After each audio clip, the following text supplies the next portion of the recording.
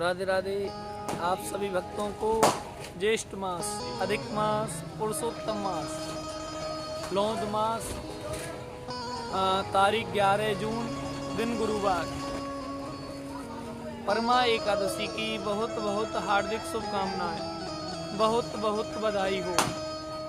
कहते हैं परमा एकादशी व्रत करने वाला कभी दरिद्र नहीं रहता है और सभी प्रकार की भोग संपदा को प्राप्त करता है। एक बार भगवान श्री कृष्ण से युधिष्ठिर ने कहा, हे माधव, हे केशव, ये परमा एकादशी क्या है? इसका व्रत कैसे किया जाता है? इसकी कोई पौराणिक कथा हो तो आप मुझे श्रवण कराएं। तो भगवान कहने लगे, हाँ बड़े भैया, प्राचीन काल में काम्पिल्यपुर नगर में एक सुमेधा नाम का ब्राह्मण था। ब्राह्मण बड़ा धर्मात्मा था, ब्राह्मण बड़ा सत्य प्रतिज्ञ था। उस ब्राह्मण की एक ब्राह्मणी थी, उसकी पत्नी थी जिसका नाम था पवित्रा। जैसा उसका नाम था ऐसे ही उसके गुण थे। ब्राह्मण पत्नी सभी का आदर सत्कार करने वाली, सभी की सेवा भावना करने वाली थी। कोई अतिथि भी आ जाए तो दोनों उसकी सेवा करते और अपने सारे दुखों को भूल जाते। लेकिन महाराज कहते हैं कि कभी कभी जब समय बदलता है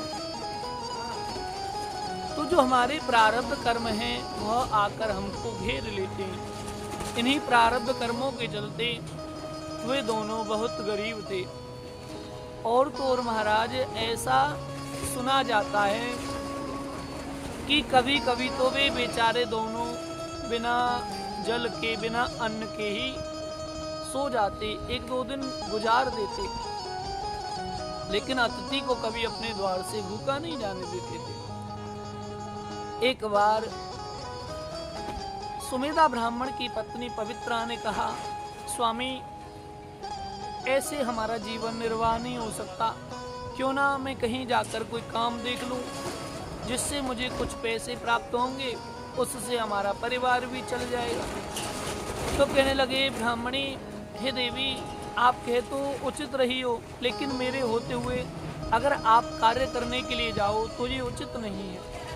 इस प्रकार से महाराज दोनों अपना जीवन निर्वाह कर रहे हैं। एक समय की बात, उनके घर पर ऋषि कौंडिन्य आए।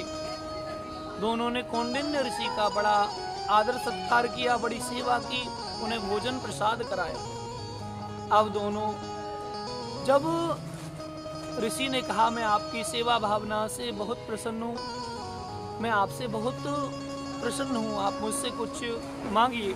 अब तो महाराज दोनों अश्रु प्रवाह करने लगे। जब दोनों की आंखों में आंसू देखे तो ऋषि कहने लगे, सब कुछ ठीक तो है?